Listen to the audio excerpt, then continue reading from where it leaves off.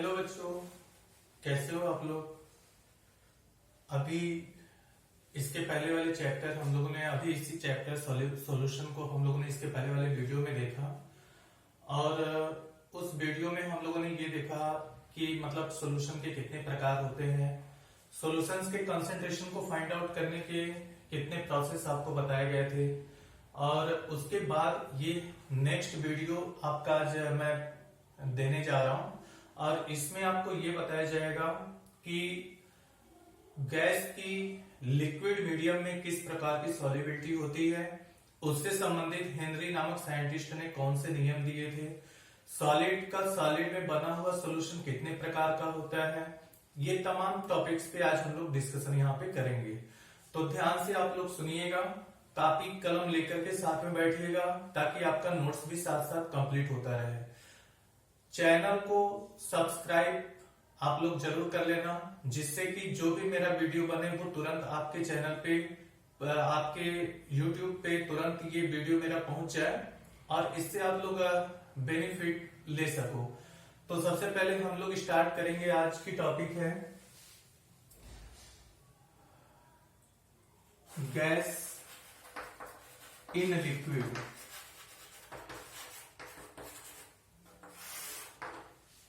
किसी भी लिक्विड में गैस की सॉल्युबिलिटी ये किन बातों पे डिपेंड करती है, ये हमें जानना है। तो गैस की जो लिक्विड मीडियम में सॉल्युबिलिटी होती है वो स्पेशली गैस के नेचर पे डिपेंड करती है और लिक्विड के नेचर पर भी डिपेंड करती है। और भी तमाम कंडीशंस होते हैं, जैसे टेम्परेचर का क्या कंडीशन हो सकता है, प्रेशर का क्या कंडीशन हो सकता है। टेम्परेचर प्रेशर के भी कंडीशन पर गैस की सॉल्युबिलिटी लिक्विड पे डिपेंड करती है। अब इसी टाइप के सॉल्यूशन पर एक्सपेरिमेंट करते हुए हेनरी नामक साइंटिस्ट ने एक नियम प्रस्तुत किया जो 1803 ईस्वी में हेनरीज लॉ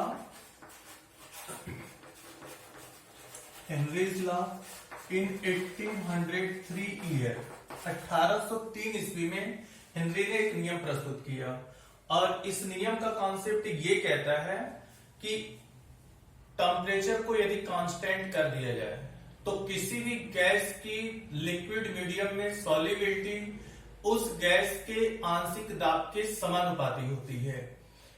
ठीक है, तो जैसे अगर गैस का आंशिक दाब P हो, गैस की सॉल्युबिलिटी यस हो, तो ये प्रेशर डायरेक्टली प्रोपोर्शनल हो जाएगा सॉल्युबिलिटी के।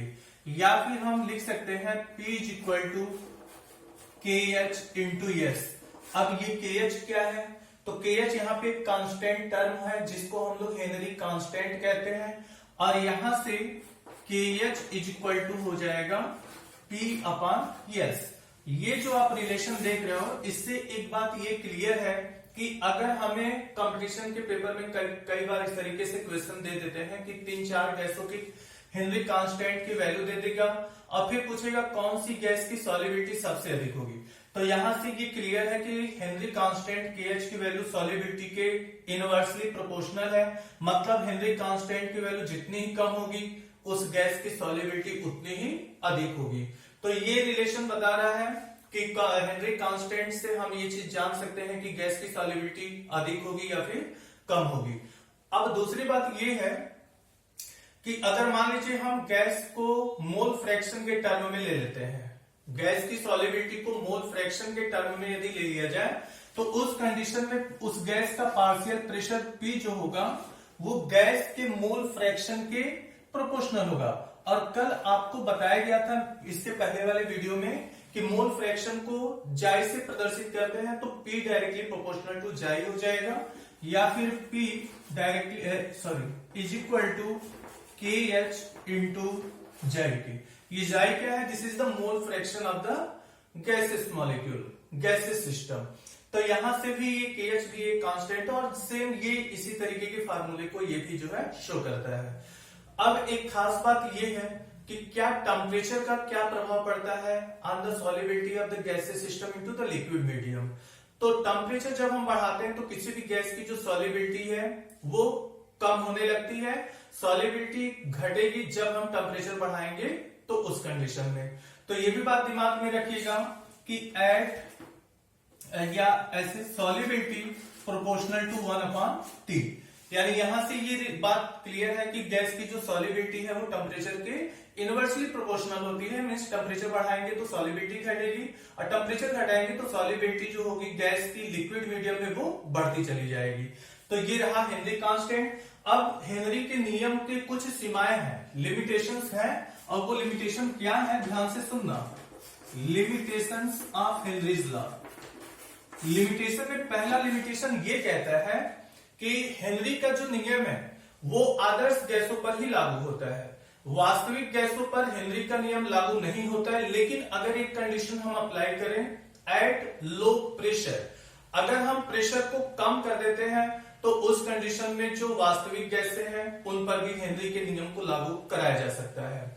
दूसरा लिमिटेशन ये है कि ये जो हेनरी का नियम है वो उन गैसों पर ही लागू होता है जो गैसें सॉल्वेंट के साथ कोई भी केमिकल रिएक्शन नहीं दर्शाती हैं। मतलब जो गैसें लिक्विड मीडियम के प्रति अनरिएक्टिव होती हैं, अक्रिय होती हैं, कोई क्रिया नहीं करती हैं, वो गैसें हेनरी के नियम को फॉलो करेंगी। सॉरी। लेकिन जो गैसें जल लिक्विड मीडियम के प्रति रिएक्टिव नेचर दिखाती, जैसे अमोनिया, अमोनिया की बात करें, अगर अमोनिया को जल में हम मिलाते हैं तो ये तुरंत बना लेता है रिएक्शन करके अमोनियम हाइड्रोक्साइड। तो ये अमोनिया पे क्या हेनरी का नियम लागू होगा? तो नो, हम अमोनिया पर हेनरी का नियम लागू नहीं हो सकता क्योंकि अमोनिया गैस वाटर के साथ तुरंत क्रिया करके अमोनियम हाइड्रोक्साइड बना लेती है। एक अहम और खास बात यह है कि अमोनिया ही वो गैस है जो जलीय माध्यम में सबसे अधिक मात्रा में घुलने की क्षमता रखती है। ठीक है, तो ये भी क्वेश्चन कंपटीशन में आते हैं कि दिए गए निम्न 4 गैसों में कौन सी गैस सबसे अधिक मात्रा में घुलती है। उनमें हमारा जो एक अमोनिया होगा वो अमोनिया हमारा सही होगा। इसी का उल्टा अगर हम कहें कि कौन सी गैस सबसे कम मात्रा में जलीय माध्यम में घुलती है तो वो है हीलियम। ठीक है, मतलब एचटीपी पर जल के एकांक आयतन में जो हीलियम गैस की विलेयता है वो होती है, हीलियम गैस की विलेयता 0.001 आयतन। ठीक है, तो इस तरीके से हीलियम सबसे कम मात्रा में घुलनशील गैस होती है जबकि अमोनिया सबसे अधिक मात्रा में घुलनशील गैस है। तो ये था दूसरा लिमिटेशन। तीसरा लिमिटेशन और लास्ट लिमिटेशन ये है कि हेनरी का नियम, यहां पे हम दिखा सकते हैं।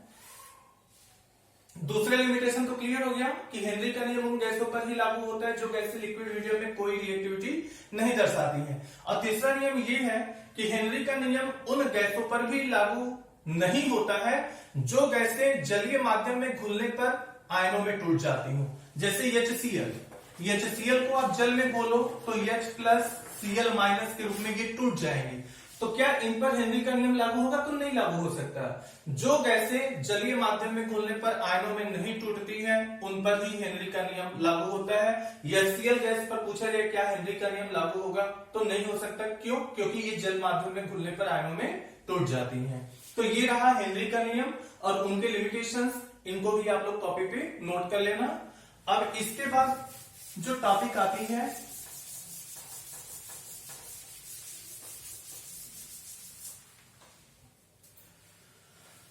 Solid solution.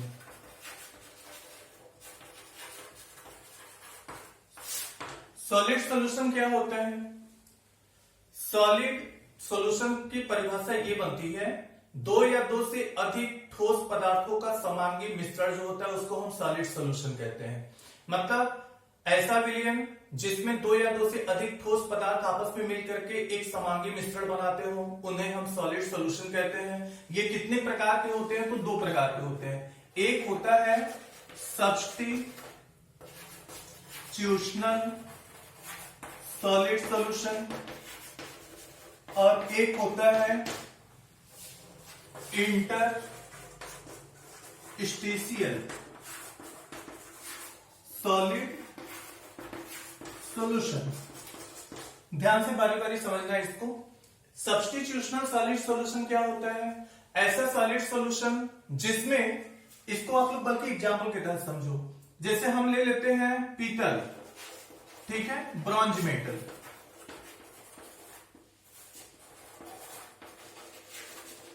पीतल को ले लें तो पीतल में क्या होता है, कॉपर होता है 70%, जिंक होता है 30%। ये दोनों का मिश्रण ब्रॉन्ज मेटल का फॉर्मेशन करता है।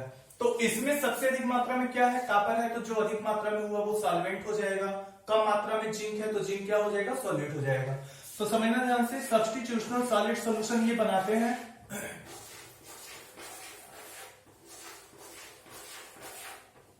तो जैसे ये मान लीजिए कॉपर का एक क्रिस्टल है, किसका क्रिस्टल है, कॉपर का।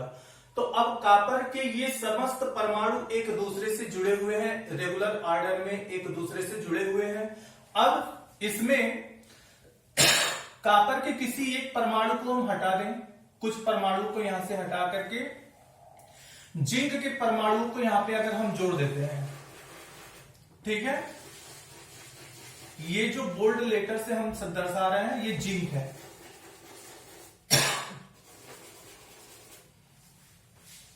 तो इस तरीके से स्थिति अगर बनती है, मतलब किसी पदार्थ या किसी सॉलिड क्रिस्टल में उपस्थित परमाणुओं का जो एटम्स हैं या जो पार्टिकल कह सकते हैं, किसी सॉलिड सिस्टम के पार्टिकल्स को किसी अन्य पदार्थ के पार्टिकल्स के द्वारा विस्थापित कर दिया जाए, तो बना हुआ जो सॉल्यूशन होगा वो सॉलिड सॉल्यूशन का सब्स्टिट्यूशनल टाइप होगा।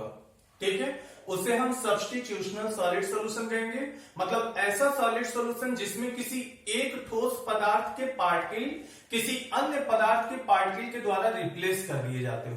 तो इस तरह बना हुआ जो सॉल्यूशन होगा एक होमोजेनियस सॉल्यूशन होगा और नाम इसका होगा substitutional solid solution. Interstitial solid solution में क्या होता है, इसको भी एग्जांपल द्वारा आप लोग समझ लो।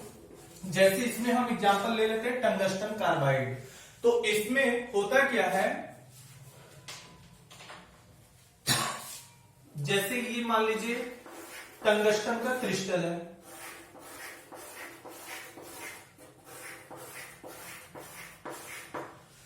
अब टंगस्टन का ये जो क्रिस्टल है इसमें से कोई भी पार्टिकल अपना स्थान छोड़ करके हटेगा नहीं, बल्कि पार्टिकल के बीच में ये जो आप देख रहे हैं छोटे छोटे गैप्स, ये जो गैप्स आप देख रहे हैं छोटे छोटे, ये जो गैप्स हैं इनको बोलते हैं इंटरस्टेशियल साइट्स। ठीक है, इंटरस्टेशियल साइट के नाम से इनको जाना जाता है। तो जब किसी एक पदार्थ के क्रिस्टल में कोई अन्य पदार्थ के पार्टिकल आकर के उस क्रिस्टल के इंटरस्टेशियल साइट में स्थापित हो जाए, तो बना हुआ जो क्रिस्टल होगा उसे हम क्या बोलेंगे, इंटरस्टेशियल सॉलिड सॉल्यूशन। तो टंगस्टन कार्बाइड का ये जो एग्जांपल है वो इंटरस्टेशियल सॉलिड सॉल्यूशन को दर्शाता है, जिसमें ये क्लियर है कि कोई भी पार्टिकल अपना स्थान बल्कि नहीं छोड़ रहा है, बल्कि हो क्या रहा है कि किसी एक पदार्थ के क्रिस्टल में अन्य पदार्थ के पार्टिकल आकर के उन पदार्थों के उस पदार्थ के क्रिस्टल के इंटरस्टेशियल साइट में स्थापित हो जा रहा है। तो इस तरीके से बना हुआ जो सॉलिड सॉल्यूशन होगा उसे हम क्या बोलेंगे, इंटरस्टेशियल सॉलिड सॉल्यूशन। इसके बाद आपका जो पॉइंट आता है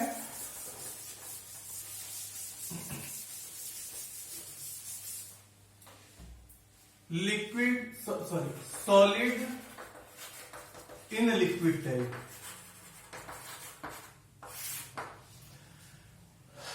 ठोस की द्रव में सॉलिबिलिटी, विलेयता।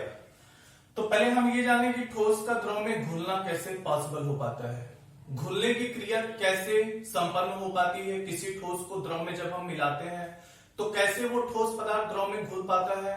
तो होता क्या है कि जब हम किसी ठोस पदार्थ को द्रव में मिलाते हैं तो ठोस पदार्थ जो विलेय का काम करता है उनके पार्टिकल्स वाइब्रेट करना शुरू कर देते हैं। द्रव्य माध्यम में आते ही ठोस पदार्थ के कण मॉलिक्यूलर वाइब्रेशन करना प्रारंभ कर देते हैं। तो उन वाइब्रेशंस के कारण वो धीरे धीरे लिक्विड मीडियम में घुलते चले जाते हैं और जैसे जैसे समय बीतता जाता है घुलने की जो दर है वो भी बढ़ती जाती है।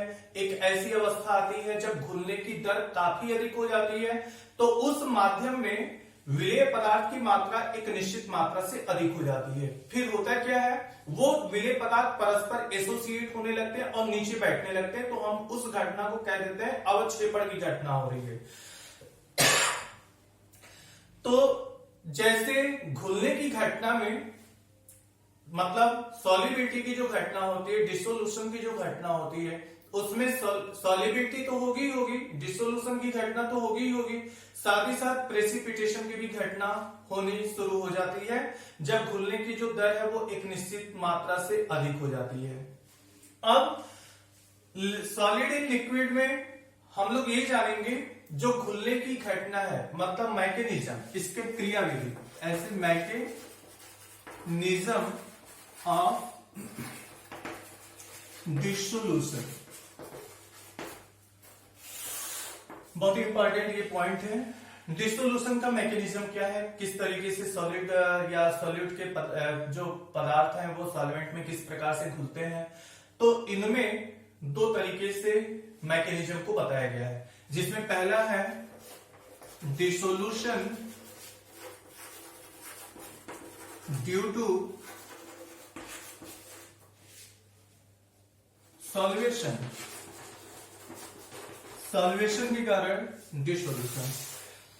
बात यहां पे फिर आ रही है, डिसोल्यूशन तो मतलब होता है घुलना, सॉल्वेशन क्या होता है, सॉल्वेशन का मतलब ये होता है कि जब कोई सॉल्यूट मटेरियल लिक्विड मीडियम में जब प्रवेश करता है, लिक्विड के संपर्क में आता है, तो सॉलिड पार्टिकल और लिक्विड मीडियम के प्रति जो आकर्षण उत्पन्न होता है, जो अट्रैक्शन फोर्स क्रिएट होता है, उसी अट्रैक्शन फोर्स का नाम है सॉल्वेशन। उसी को हम लोग कहते हैं घुलनशीलता। बात समझ में आया? तो इसमें स्पेशली हम लोग आयनिक ठोस के बारे में बात करेंगे कि जो आयनिक पदार्थों के क्रिस्टल होते हैं, एक्चुअली उनमें दो प्रकार के विपरीत आवेशित आयन होते हैं, एक कैटायन होता है, एक एनायन होता है, ऐसे क्रम से करके होते हैं।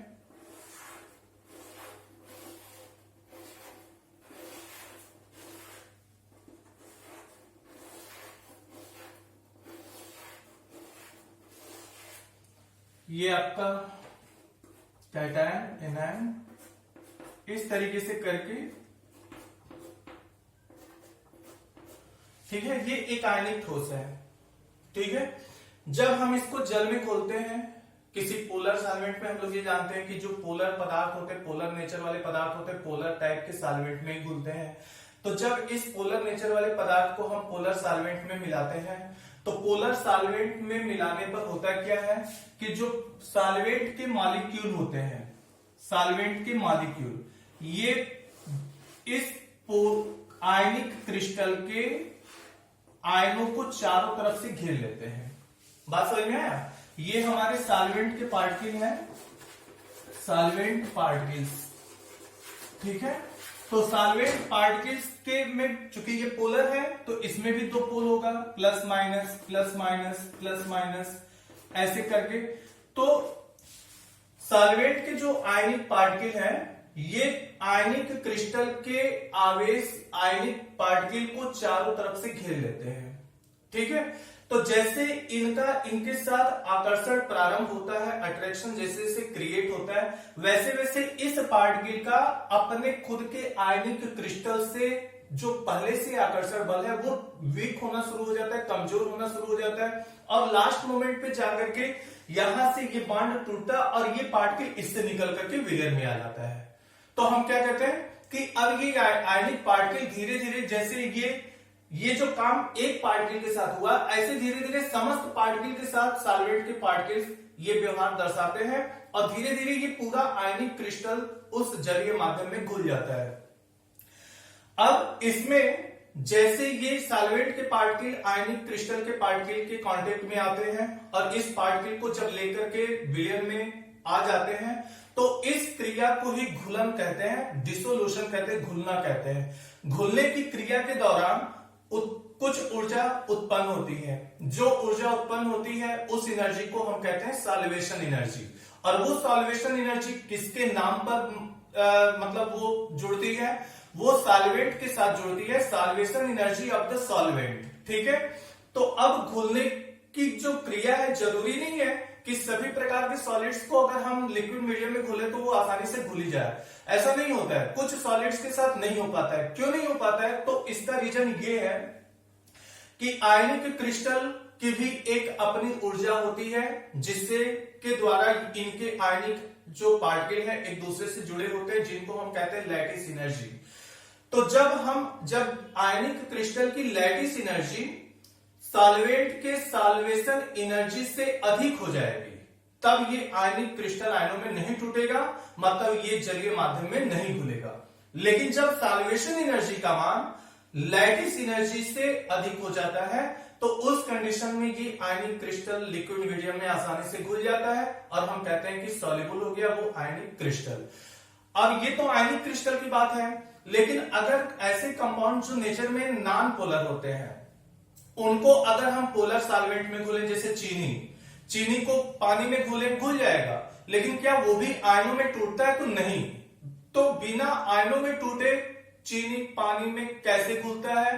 तो इस चीनी का पानी में घुलना मतलब नॉन पोलर नेचर के सॉल्यूट का पोलर सॉल्वेंट में घुल जाना, ये किस प्रकार के मैकेनिज्म को दर्शाता है?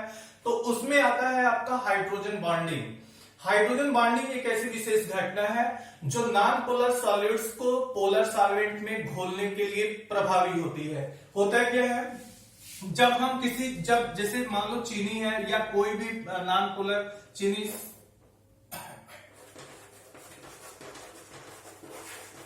ये आपका शुगर है, ठीक है, सुक्रोज जिसको कहते हैं, चीनी के नाम चीनी भी इसको कहते हैं। और हाइड्रोजन वाटर में क्या होता है? हाइड्रोजन बॉन्डिंग होती है। तो इसमें चीनी में जो हाइड्रोकार्बन्स है, ठीक है, HO, तो ये ऐसे इसको हम कह सकते हैं सुक्रोज या फिर नॉन पोलर। ये नॉन पोलर पदार्थ जो होते हैं ये वाटर के साथ हाइड्रोजन बॉन्ड के द्वारा जुड़ जाते हैं। ये क्या है? Hydrogen bond. तो नॉन पोलर नेचर के जो पदार्थ होते हैं वो भी पोलर सॉल्वेंट में घुल जाते हैं। घुलने का रीजन क्या होता है? तो नॉन पोलर सॉल्वेंट के जो मॉलिक्यूल्स होते हैं वो वाटर मीडियम के साथ इंटरमॉलिक्यूलर हाइड्रोजन बॉन्ड का फॉर्मेशन कर लेते हैं और उसी इंटरमॉलिक्यूलर हाइड्रोजन बॉन्ड के माध्यम से non polar solutes polar solvent में घुल जाते हैं बिना आयोनाइज्ड हुए। ठीक है, तो ये आपका कॉन्सेप्ट था, मतलब मैकेनिज्म था dissolution of solid materials into the liquid medium. So the mechanism contains two type of points. That's mean the first type is the dissolution due to solvation.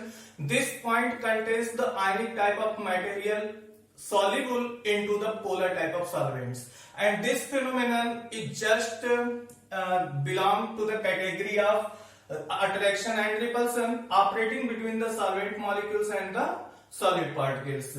And the dissolution will be carry 100% when the solvation energy of the solvent will be greater in comparison to the lattice energy of the ionic crystal. But if the lattice energy of the ionic crystal is greater in comparison to the solvation energy, then dissolution process cannot be occurred. But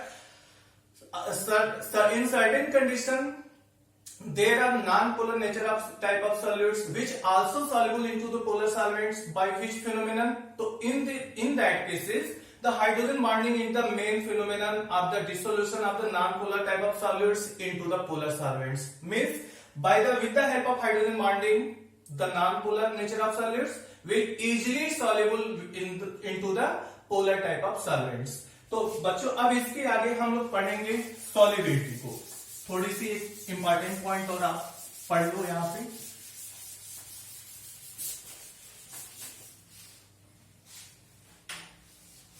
solubility, विलेयता। विलेयता होती क्या है? इसके पहले के video में आपको बताया गया था संतृप्त विलयन के बारे में। कॉन्सेप्ट आपका क्लियर ही हो गया होगा। किसी भी विलयन को संतृप्त करने के लिए आवश्यक विलेय पदार्थ की मात्रा उस विलेय पदार्थ की सॉलिबिलिटी कहलाती है। बात समझ में आया? किसी विलयन को सेचुरेट करने के लिए, संतृप्त बनाने के लिए जितनी आवश्यक मात्रा विलेय की आवश्यक होती है, विलेय की जितनी मात्रा आवश्यक होती है सेचुरेट सॉल्यूशन बनाने के लिए, that's amount of the solute is known as solubility of the relevant solute. Materials. अब सॉल्युबिलिटी को कौन कौन से फैक्टर इफेक्ट करते हैं, कौन कौन से फैक्टर्स के कारण सॉल्युबिलिटी प्रभावित होती है, तो इसमें पहला आता है nature of solute and solvent. ये पहला पॉइंट है। इसमें विलेय और विलायक की प्रकृति पर सॉल्युबिलिटी काफी हद तक डिपेंड करती है। सॉल्यूट का नेचर क्या होना चाहिए, तो ये समझ लीजिए सीधा सीधा कि पोलर नेचर का सॉल्यूट मटेरियल पोलर नेचर के सॉल्वेंट में डिजॉल्व होता है। नॉन पोलर नेचर का अगर सॉल्यूट है तो वो नॉन पोलर नेचर के सॉल्वेंट में डिजॉल्व हो सकता है। ठीक है, जैसे नमक है, पोलर नेचर होता है, आयनिक क्रिस्टल होता है NaCl, वो अगर हम उसको पानी में घोले आसानी से घुल जाएगा, बट अगर पेट्रोल में घोले तो क्या घुलेगा, तो नहीं घुल सकता। क्यों? क्योंकि पेट्रोल हुआ या आयनिक नेचर के जो पदार्थ होते हैं वो नॉन पोलर नेचर के सॉल्वेंट को शो करते हैं। वहीं अगर आयोडीन को अगर घोलना हो पानी में तो क्या घुलेगा, नहीं घुलेगा, बट उसी आयोडीन को कार्बन टेट्राक्लोराइड के विलयन में अगर हमें घोलना हो तो बड़ी आसानी से घुल सकता है। तो ये nature of solute and solvent, अगर पोलर नेचर का सॉल्यूट है, सॉल्वेंट भी पोलर नेचर का है, तो अधिक से अधिक मात्रा में सॉल्युबिलिटी को ये दर्शाएगा। लेकिन अगर दोनों के नेचर अपोजिट है तो सॉल्युबिलिटी काफी कम हो जाएगी अथवा 0 के बराबर मानी जा सकती है। दूसरा इफेक्ट आता है इफेक्ट ऑफ टेम्परेचर का प्रभाव। तो अगर हम किसी पदार्थ को अगर जल में घोलते हैं और टेम्परेचर बढ़ाते जाते हैं तो टेम्परेचर क्या मतलब, ये डिपेंड करता है दो चीजों पे, ध्यान समझिएगा कि अगर कोई पदार्थ जल में घुलते समय ऊष्मा अवशोषित करता है तो ऐसे पदार्थों के विलयनों का ताप बढ़ाने पर उन पदार्थों की विलेयता बढ़ती चली जाती है। लेकिन जिन पदार्थों का जलीय माध्यम में घुलते समय वो खुद ऊष्मा उत्सर्जित करते हैं, जैसे चूने को पानी में आप घोलिए, चूना जैसे पानी में घुलेगा खुद वो ऊष्मा उत्सर्जित करता है, तो क्या उस विलयन को अगर हम गर्म करें, टेम्परेचर दें, तो क्या उसकी सॉल्युबिलिटी बढ़ेगी? तो ऐसा बिल्कुल नहीं होता है। जो पदार्थ घुलने के समय ऊष्मा खुद स्वतः उत्सर्जित करते हैं, उनका टेम्परेचर अगर हम बढ़ाते जाएं तो उनकी सॉल्युबिलिटी कम होने लगती है, घटने लगती है। तो दो फैक्टर्स काफी इंपॉर्टेंट है। Nature of solute and solvent means polar nature of solute will also be dissolve into the polar type of solvents. And temperature effect में ये आप कह सकते हो कि जब हम किसी पदार्थ का टेम्परेचर बढ़ाते हैं तो जो पदार्थ घुलने के समय ऊष्मा अवशोषित करते हैं, जैसे चीनी को पानी में घोलो वो ऊष्मा अवशोषित करता है, उसका टेम्परेचर यदि हम बढ़ाते जाएं तो चीनी के पानी में विलेयता सॉल्युबिलिटी और तेजी से बढ़ती चली जाती है। लेकिन जो पदार्थ जल में घुलते समय ऊष्मा उत्सर्जित करते हैं उनकी सॉल्युबिलिटी टेम्परेचर बढ़ाने पर घटती है। तो ये रहा आज का ये सोल्यूशन का पॉइंट, लास्ट पॉइंट। इसके आगे के और भी पॉइंट्स हैं, सोल्यूशन के इंपॉर्टेंट पॉइंट्स हैं जिनको हम आपको नेक्स्ट वीडियो में बताएंगे। तब तक के लिए continue your labour. Thank you.